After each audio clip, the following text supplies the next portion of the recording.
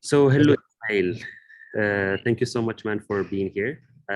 We can start by a small introduction of who is Ismail Belkhiyat and what is Chari.ma, and then we can take it away along from there with depending on the questions and how the conversation goes. Okay, so thanks guys for inviting me. It's always a pleasure to discuss with Moroccan entrepreneurs. So happy to answer any kind of questions you guys may have and share also some of my experience that could serve some people willing to basically follow in my footsteps. Before maybe we start, let's ask the audience if they prefer to have this talk in English or in French. You guys, I think, can write it down in the chat. And based on basically your answers, we will decide if we move forward in English or in French. Donc ceux qui veulent que ce soit en français, il y a même de l'arabe. نتكلموا بالعربية إلى بغيتيو ما كاين حتى شي مشكل. نجربوا. الوغ حسن قال لك العربية أحسن. الفرنساوية بعدا نحيدوها ياك ما تبقاش. يلا نحيدوا العربية. نحيدوا الفرنساوية دونك عربية و انجليش. انا لي دو مزيانين دونك شوفوا نتوما اللي بغيتيو ما عندي حتى شي اشكال بيناتهم بجوج. Donc we stick to English and Arabic then good. يلا انجليش and Arabic يلا نخلطوا شوية. صافي سير على الله. يلا مرحبا تفضل. الوغ دونك نقدم راسي ياك؟ ايه بيان سور. مزيان دونك انا بون مغربي بحالنا. كبرت في المغرب. مشيت بحالي ملي كانت عندي 18 عام.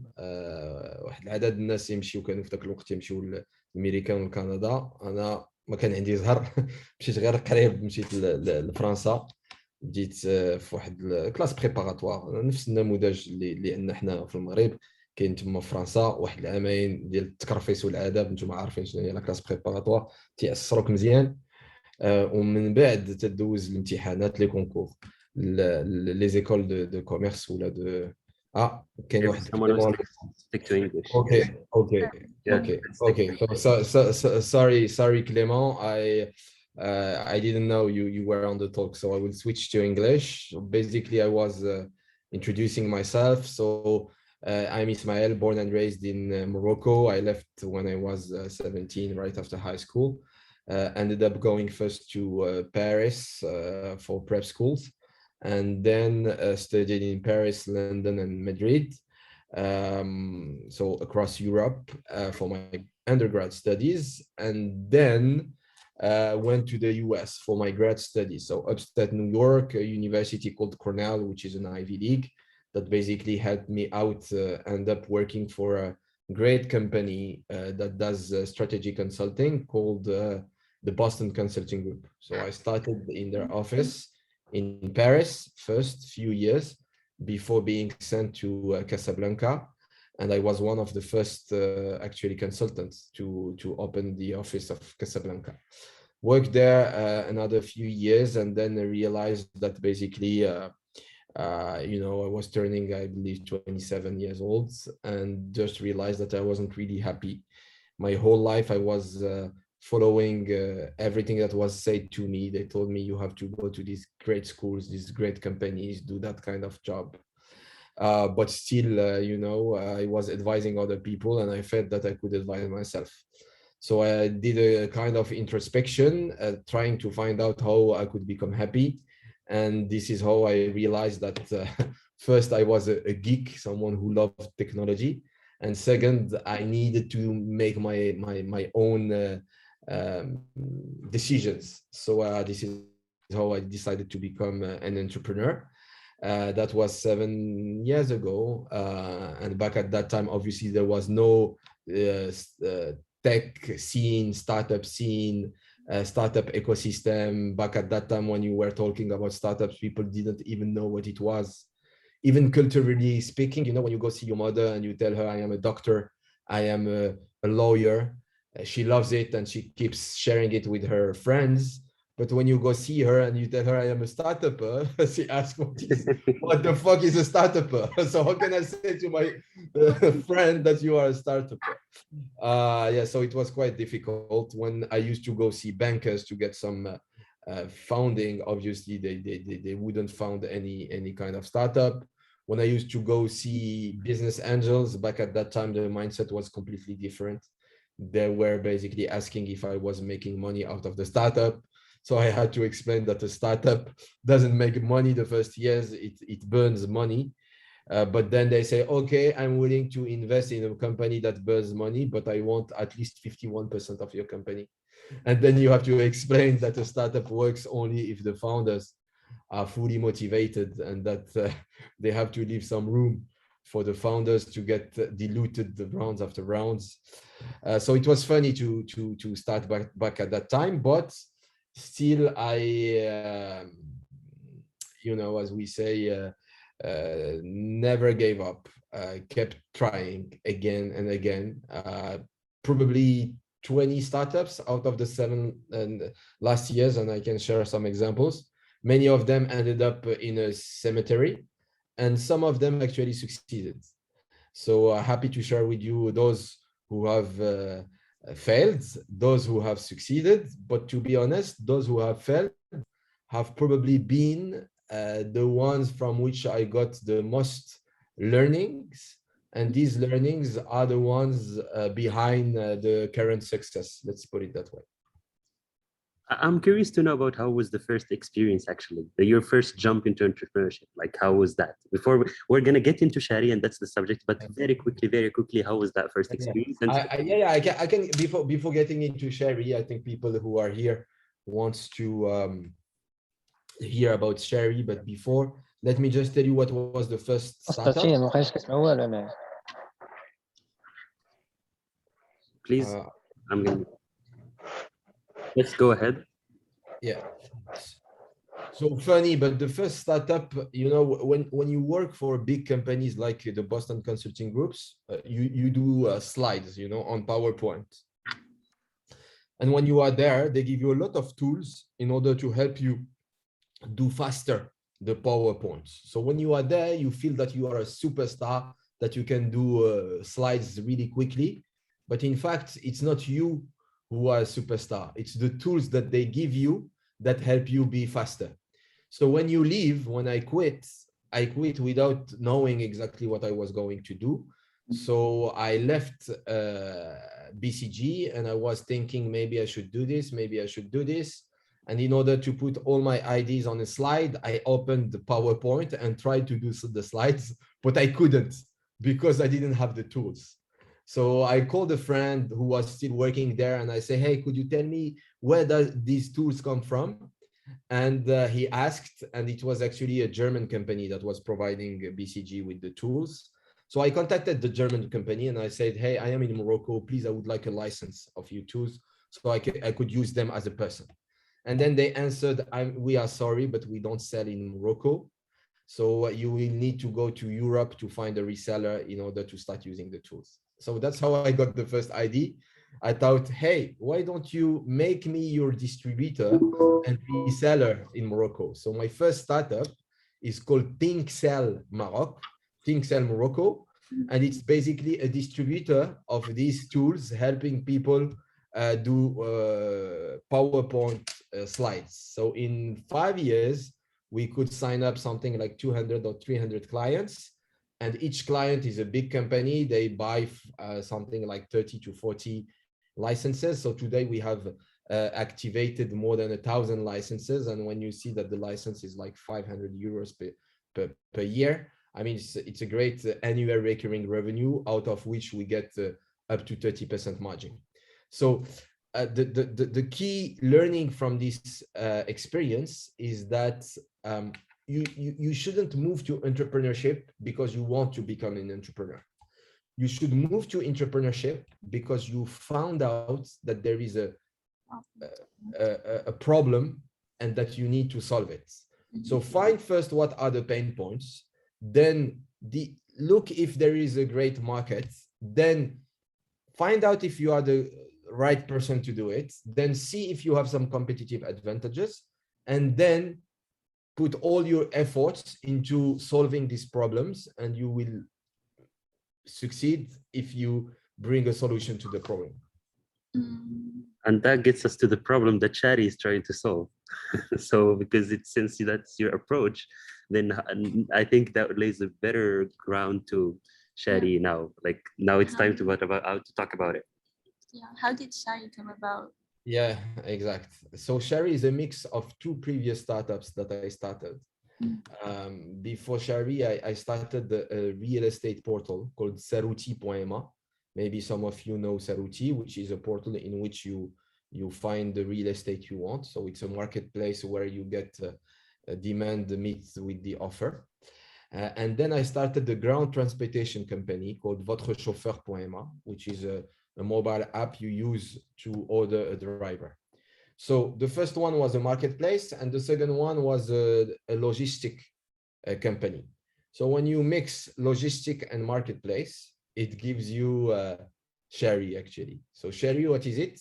It's a mobile app allowing small mom and pop shops, the Malin Hwanets, the grocery stores, order anything they want and get delivered in less than 24 hours. The idea was simple. I went to my grocery store next to my door. Like you guys, I asked for a bottle of milk. And while he was preparing what I was asking for, the truck of Coca-Cola came. And the shop owner, who is a friend of mine, said, please, can you wait for me 5 minutes? I need to handle the supplier. So he left me alone and went to negotiate with the supplier, pricing, quantity, invoice, delivery, and so on. And meanwhile, I kept waiting 15 minutes instead of 5 minutes. So I decided to leave and come back another time during the day. So I left, I came back 3 hours later, and the shop was empty. He had no client and no supplier. So I just felt this guy, during the same day, there are some rush hours in which he has a lot to do and some empty hours in which he has nothing to do. So I just thought maybe I could use his spare time to give him an app so he could buy everything he needs when he has no clients at all in his shop. So that's exactly how the idea came. I went back to the office, I prepared an MVP, went to see the shop owner, I gave him the app, and I told him, hey, no need anymore to leave your clients waiting, just use the app. Then that's very good. Yeah, that sounds amazing. I mean, it's a great story to start with, but there's also like I feel like one of the greatest assets of Chari is that it has a great set of founders. So I mean, you and your wife, you're a power couple, you're ambitious, and you have massive experience. And I think it comes from a place of love, and you feel that there's also this aspect that's this approach that you have in your communication, where you say you're always mentioning that it's made with love with your wife. And yeah, how did you think about starting this with your wife and not doing it as a solo project? It's a good question. First, with my wife, we have 2 kids. We have Malik, 3 years old, and Layla, 2 years old. And now Chari, 18 months old, and it's the 3rd digital kid and probably the most time-consuming kid, as you know. But when you have 2 kids that are only 1 year difference, and they are young because Malik was 2 years old and Layla 1 year old. With my wife, I felt that we were a couple able to manage all the problems of the world. Because when you have, what we call Irish twins, which are like twins at home, and when one starts crying, then the other cries also. With Sofia, we understood how to split the tasks and could manage this really tough situation.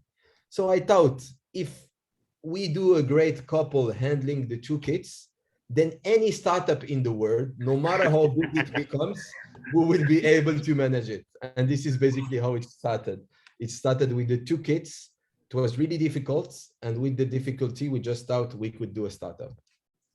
But I would want to take it more further, this part of the co-founder, because generally while looking, the idea is good, but while investing, especially in the pre-seeds part of the startup, the investors, they look to the team. Like mostly of the time, they look to the team more than the business and everything. So do you have, based on your experiences and the Chari one, any advice of selecting a co-founder, especially not as everyone is as lucky as you have to have a power couple at home that can manage that? Yes, of course, I have some great advice on this. First of all, try to, whenever you want to do a startup, make sure to find a co-founder. It's always better to have a co-founder than being a solo founder. And the figures show it. Yeah. First of all, the failing rate is higher when you are a solo founder. Secondly, if you take two exact same companies, one that has two founders is more valued by the VCs than one that has only one founder. And when you are starting the company, you always need to do many things at the same time. And by yourself, you will never be able to do it. You need someone else to help you out.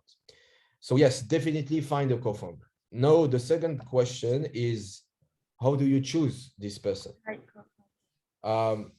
Okay, so first advice, and that's a really important advice. Make sure to find someone who has good vibes. Someone, and that's something difficult to explain, but because that's not really scientific, it's more a feeling. Yeah. Someone who brings joy, you are with him and you like being with him. Someone who takes you up. Let me explain. Being an entrepreneur, it's a roller coaster in terms of emotions.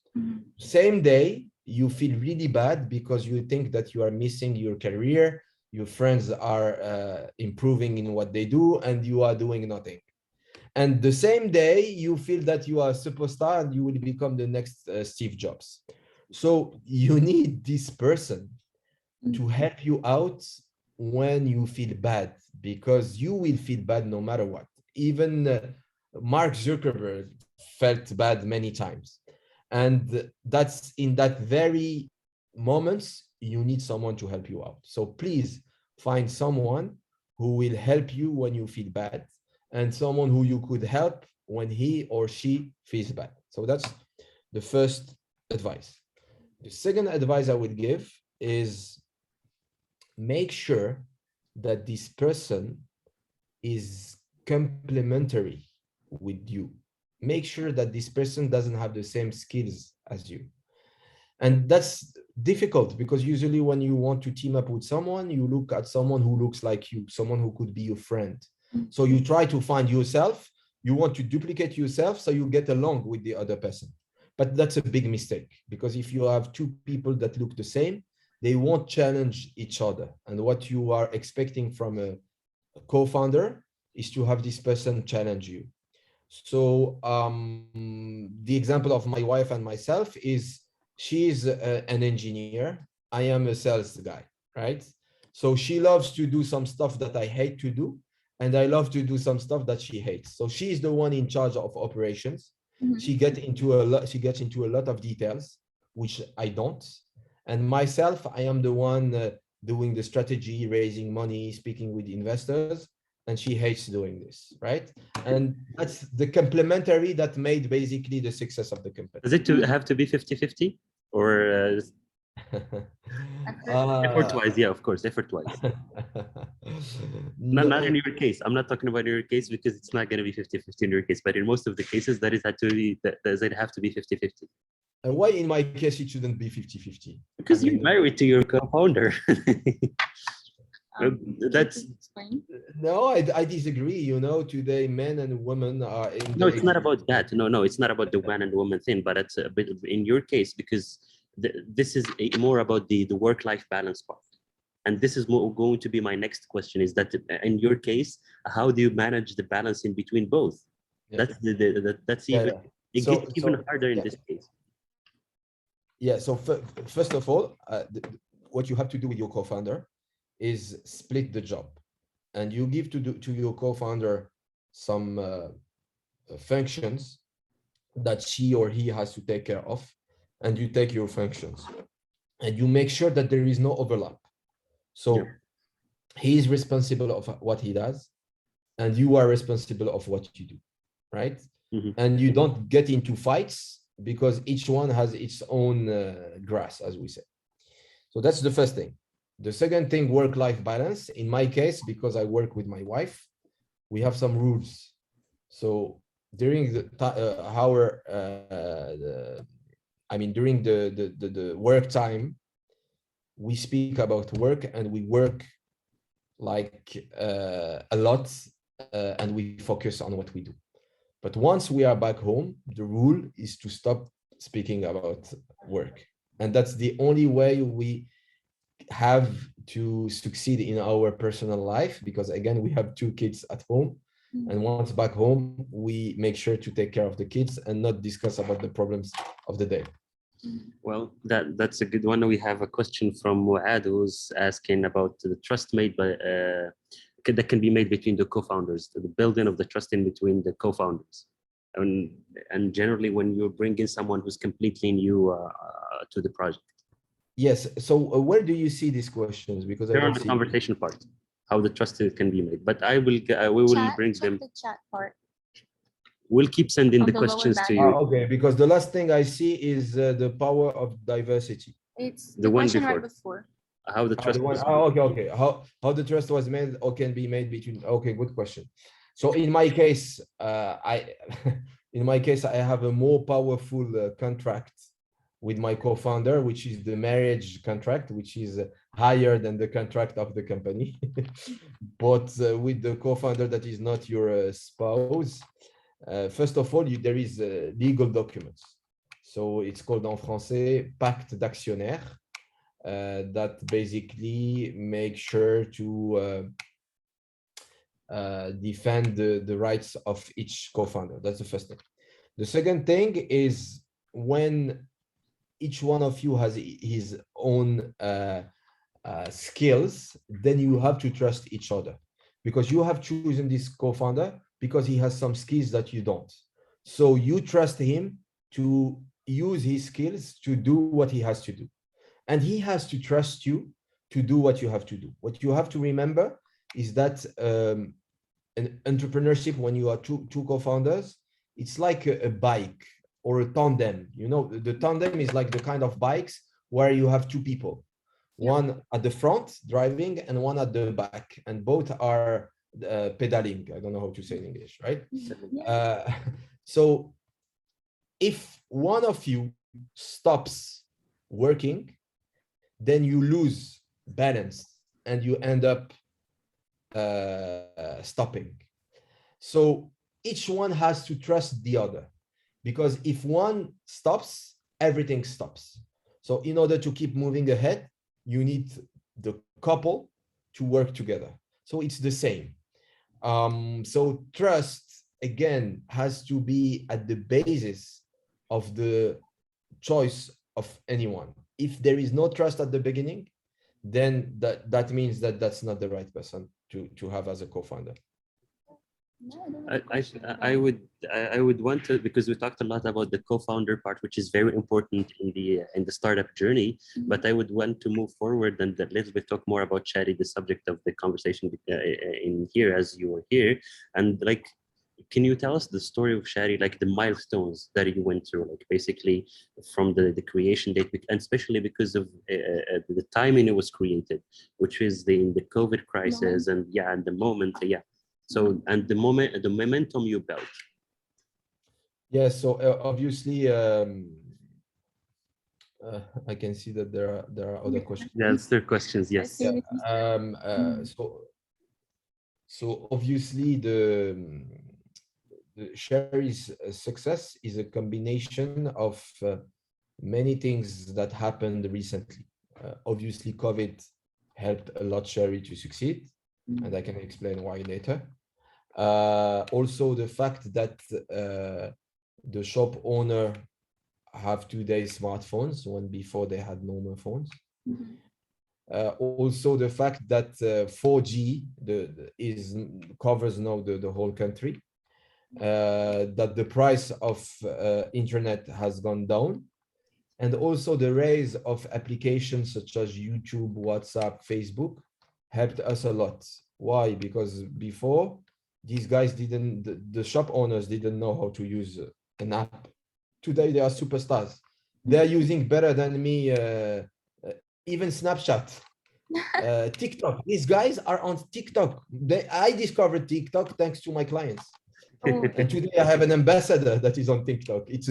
No, seriously, it's a shop owner in Marrakesh who is followed by all the other shop owners like Mulhanout, and he does videos on TikTok every day. His name is Jamal Mulhanout. so funny story.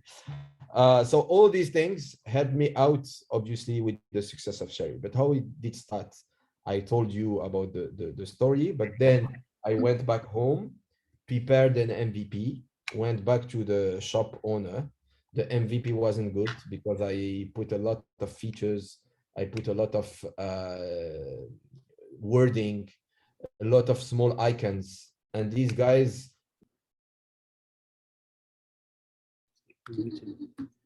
these guys need easy apps that are easy to use. Plus, they have old phones. So myself, I did use like new libraries, and the app I developed wasn't compatible with the phones they had because I had new features that couldn't work on the app. So I went back home and I came back with a really easy to use app with a lot of pictures, no many wording.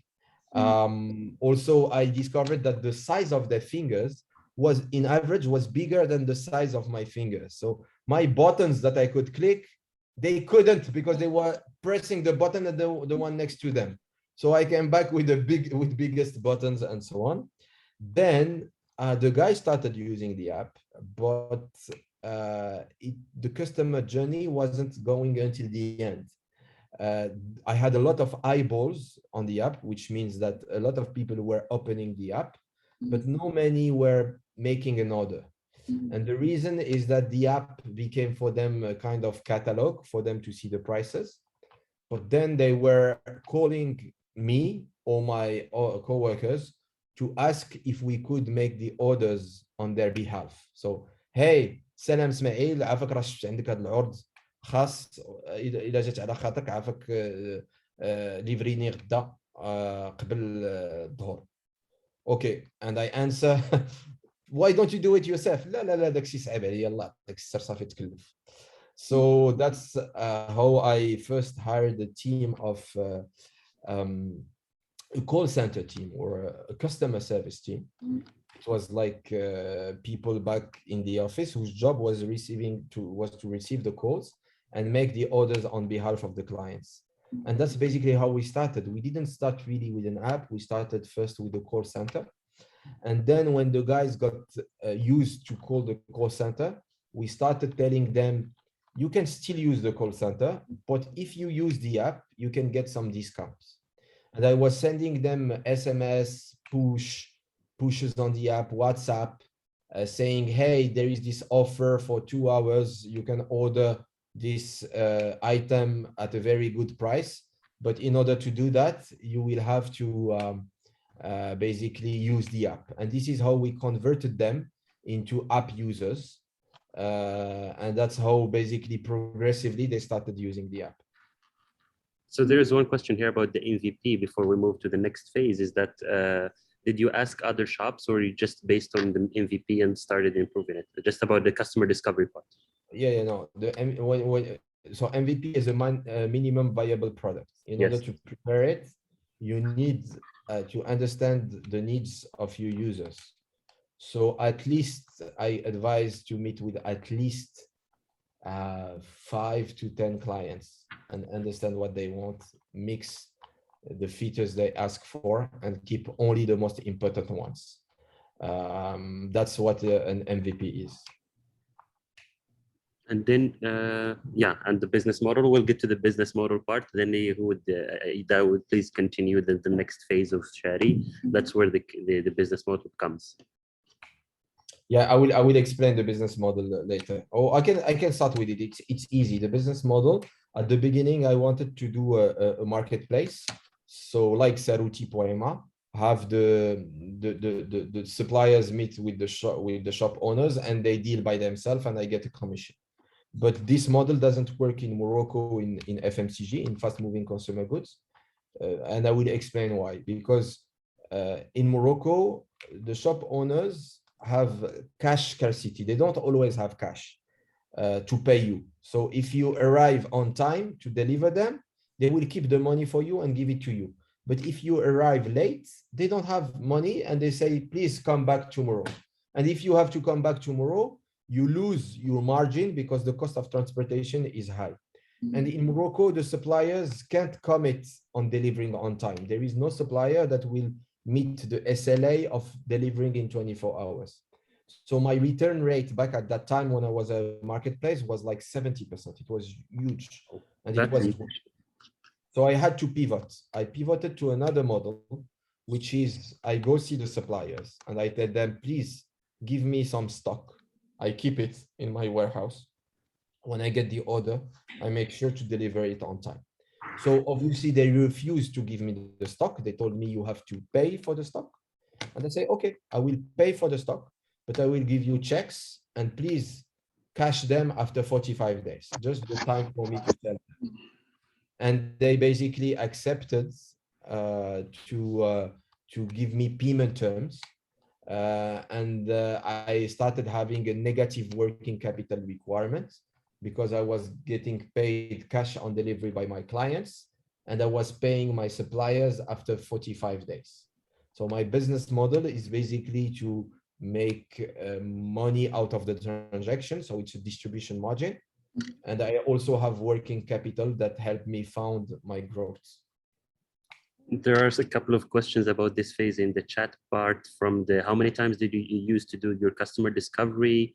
The ones about the skills in the field. I don't know, should I learn about it before I start a journey or or hire someone to do it? So we would start about the customer discovery part and then we would go to other ones.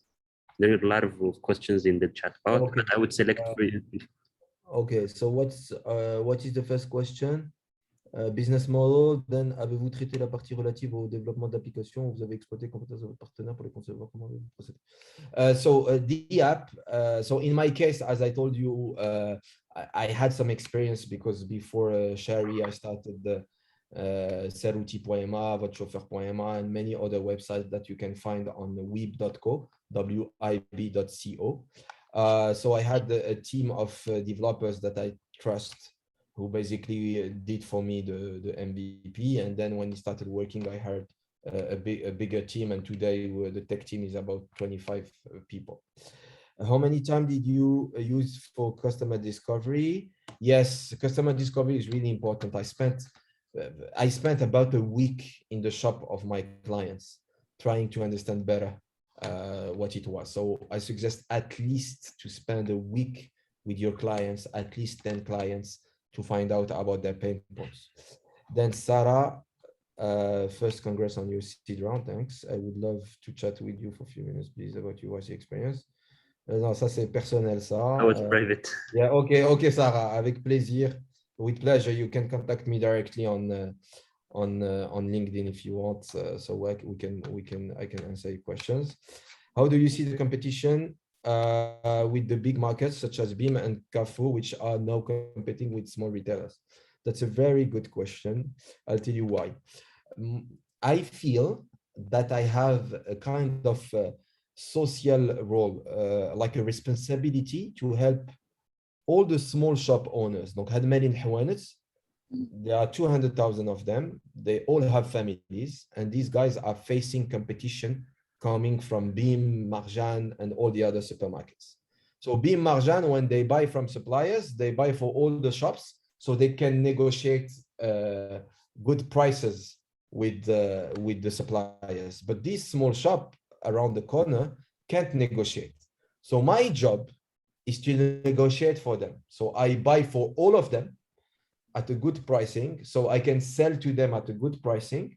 So themselves, they can sell to the end user at the same price as Marjan or BIM. So I believe that if on dit la force l'union fait la force. So if we gather all together, we can be stronger. So I believe that if I aggregate all these small shops, they all can become stronger and face the competition coming from Carrefour. And that's for Abdelkader question. Then for Hisham, what papers to prepare before pitching to VC? And please, if you could name top 3 things that helped you with investment deals. So first thing to prepare is what we call a pitch deck. Pitch deck, it's always the same model. It's usually around 10 slides. The first slide is what is the problem? So you have to explain what is the problem you are trying to solve. The second slide is what is the solution? How are you going to solve the problem? The third slide is why you, Hisham or Abdelkader, is the right person to solve this problem. It could be because you are passionate about this space.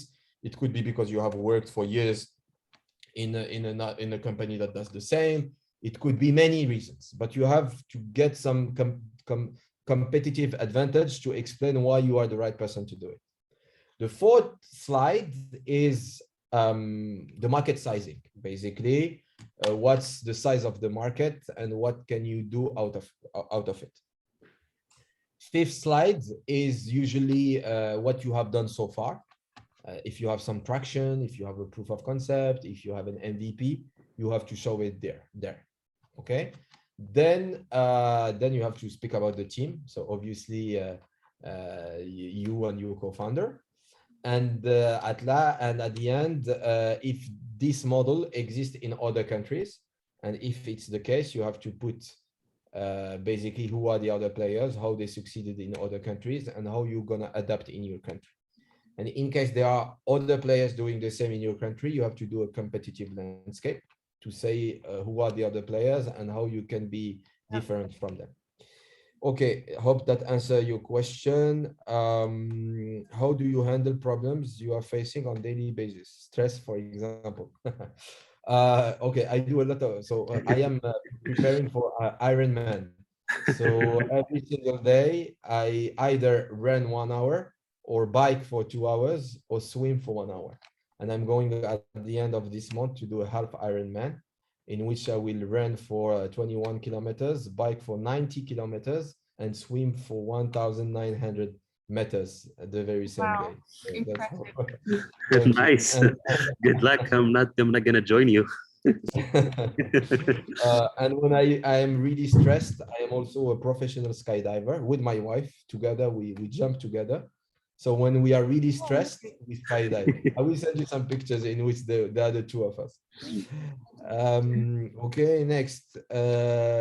If I have an idea that needs skills in a field that I don't know, should I learn about it before to start? We asked that. So the next question, I think, is this really sounds like a potential. No, there's one before. Oh, how to negotiate more effectively. How do you negotiate effectively? Negotiate with whom? I don't have this question. It's right after the stress, for example, question. Okay. No, what the question I have after the stress. The stress is from Hajar. If I have an idea that needs skills in a field that I don't know, should I learn about it before to start or just trust someone to do it? We answered that question. Message. Yeah, I think it's a direct message to you then. Okay. Sorry, it's a direct message. Okay. So for next one was for you, how to negotiate more effectively. Okay. Okay, there are books about how to negotiate. Yeah. But I'll tell you, in order to negotiate, first you have to know what you want at the end. You have to know your objective. So first write your objective, and then put milestones. And start negotiating by giving something to get some of what you want, and keep giving a little bit more until you get to your objective. Never share your objective at the beginning, and never give too much at the beginning. It's like ما عمرك ما Yeah, تقول له شحال باغي تعطيه قسم داك الشيء ب5 وعاد دقه بدقه طلع معاه.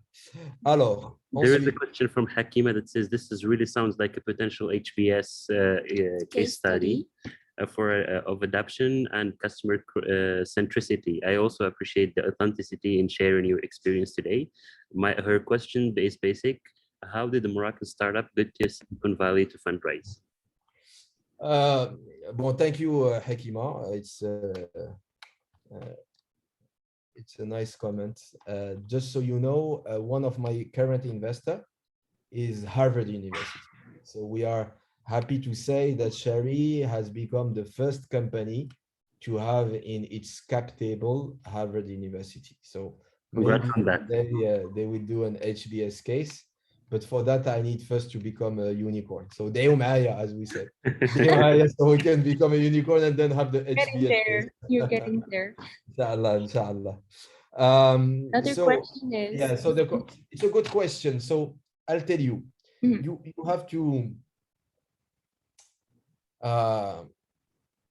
have to do it progressively.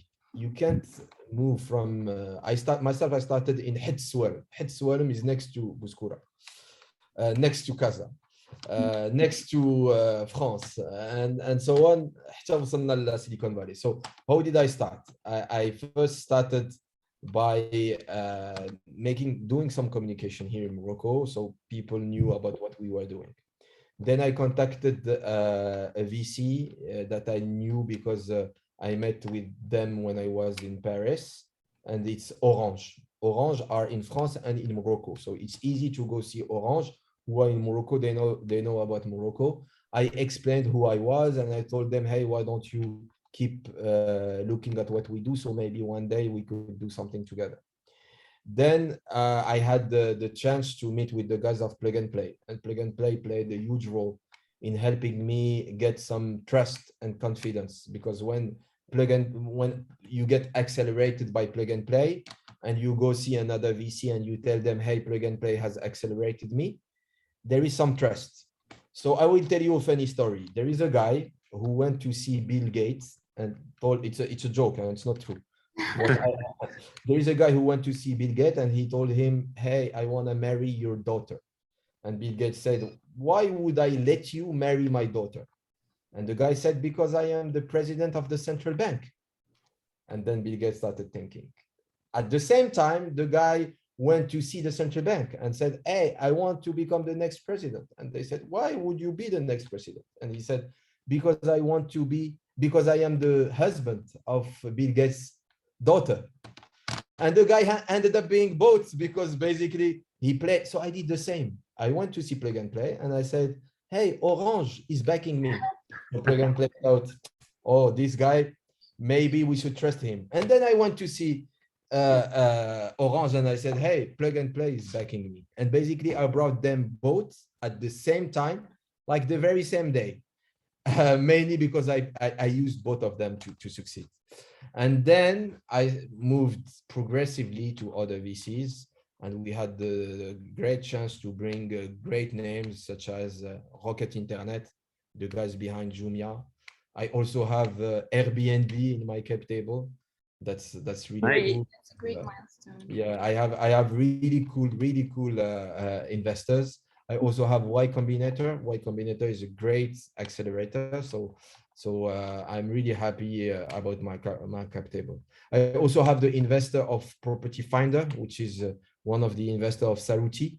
So they basically followed me in my journey. I have the investors of Votre Chauffeur, who trust me as a founder and kept investing with me in the next adventures. Okay, next, wouldn't a marketplace model be more expandable than trying to eliminate wholesalers in the market?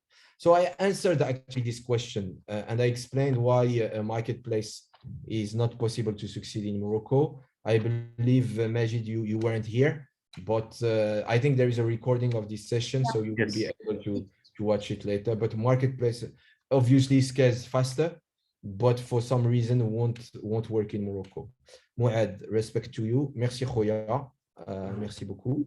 The next question Ça fait toujours plaisir always a pleasure to read that kind of comments. Yeah. How the BCG experience helped you scale your startup? BCG experience was the worst experience I could have ever gotten. I'll tell you why. And let me explain why. BCG and McKinsey, this kind of, my wife went to McKinsey.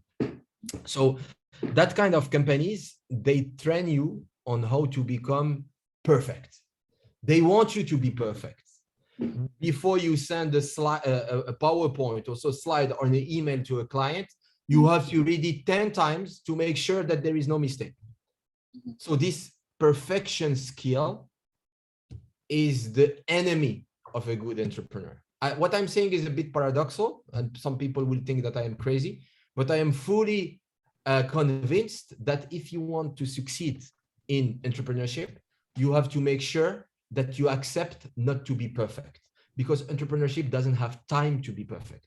In entrepreneurship, you have to do a lot of mistakes, fail a lot, learn from your mistake, and move ahead. You know, the lean startup way, you iterate, start with something that is not working really well, but try it on the market and keep failing and improving it and moving forward. In order to do that, you have to accept not to be perfect. And unfortunately, these companies like BCG and McKinsey teach you to become perfect. And this is not a good skill to have. Hakima, well done. It's a pride from Morocco. Merci beaucoup, Hakima. Quels sont les problèmes que vous avez rencontrés lors du développement de l'application Chari? So I spoke about them. Huh? I used a lot of new libraries, and then I realized that the guys had really old phones, so my app wasn't compatible with them. I used a lot of, I brought a UX, manager who was like doing this great user interface, but these guys don't care about user interface. They want big buttons with their big fingers, click on them. They don't want any text. They want pictures and then price, and that's it. Yeah, so that was a great learning. Everything you may learn in HBS on how to make an app doesn't work for many in Morocco, by the way. That's the key point, I guess. You adapted it, so it worked. Yeah, exactly. We adapted it. How do you manage working on multiple projects? So that's a good question. So myself, I'm focusing today on Chari, but I hired general managers on my previous startups and people that I do trust, people to whom I gave shares in the company. And these guys are handling independently my other projects.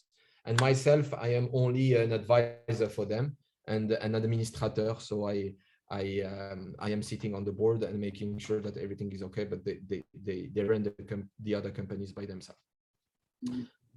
Then there's a question from the audience about how sincerely, what did Y Combinator help you with, and where your expectations met, which is actually a good question. So yeah, obviously Y Combinator is just the best thing you could ever dream of.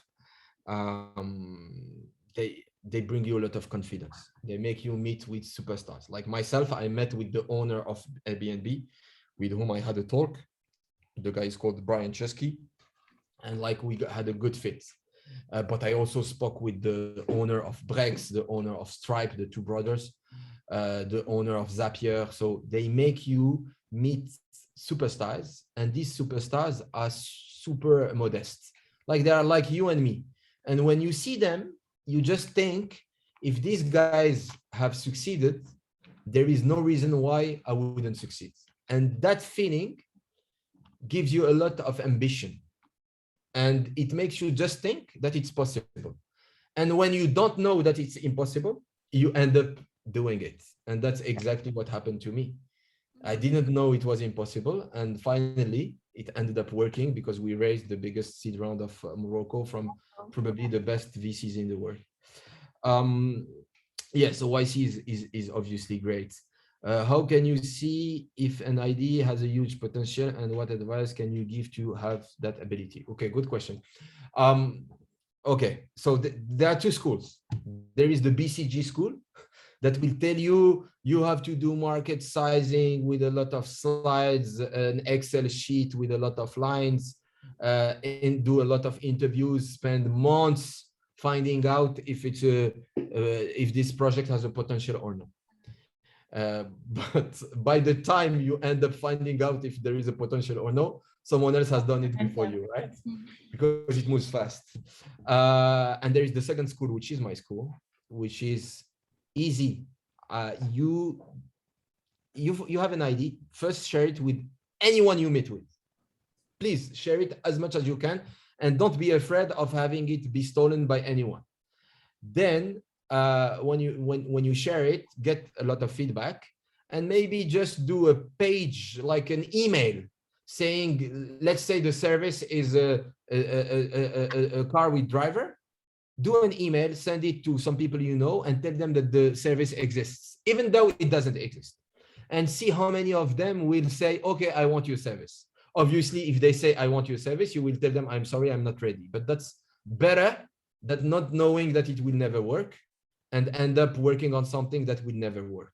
So make sound like it's ready, share it, see if there is some demand. And if there is demand, you say sorry, and you go work on your product.